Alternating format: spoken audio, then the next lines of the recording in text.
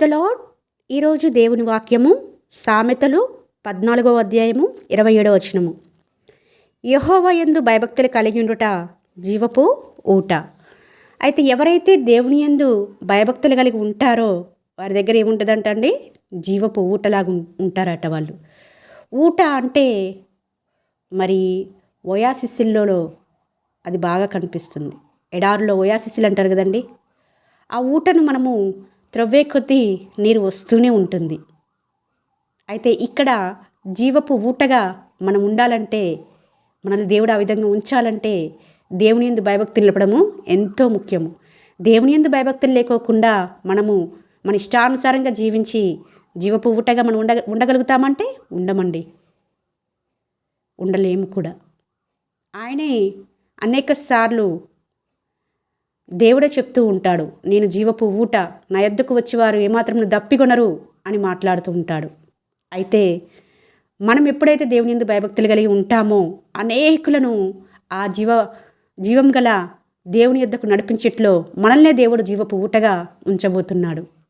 సువార్త ప్రకటిస్తున్నప్పుడు కానీ, ఇతరులను మరి వారు బాధల్లో ఉన్నప్పుడు, వేదనలో ఉన్నప్పుడు, దుఃఖంలో ఉన్నప్పుడు, కష్టంలో ఉన్నప్పుడు మనం ఓదార్పు ఇవ్వాలి అంటే, వారిని ఓదార్చాలి అంటే వాక్యమే అండి అక్కడ కావాల్సింది. దేవుని ప్రేమ మనలో కుమ్మరింపబడినప్పుడు ప్రతి ఒక్కరితో కూడా మనము ఆ ప్రేమతోనే మాట్లాడగలుగుతాము. వాక్యం ఉపయోగించుకోకుండా ఎక్కడ ప్రేమ వెల్లడిపరచబడదు.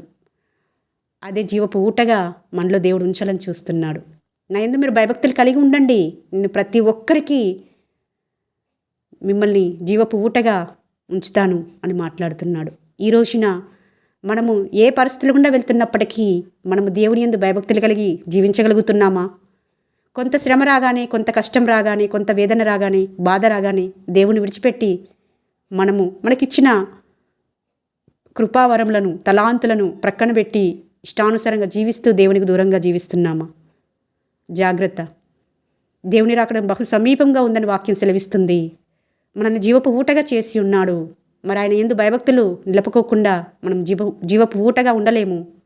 అలా ఉండాలంటే ఆయన యందు భయభక్తులు కలిగి ఆయన వాక్యానుసారంగా జీవించడానికి మరొకసారి దేవుడు అవకాశం ఇస్తుంటుండగా ఈ అవకాశాన్ని సద్వినియోగం చేసుకున్నట్లుగా ఆ విధంగా దేవుడు మనందరినీ సిద్ధపరచాలని మనస్ఫూర్తిగా కోరుకుంటూ మీ సహోదరి ఎలిజబెత్ రాణి.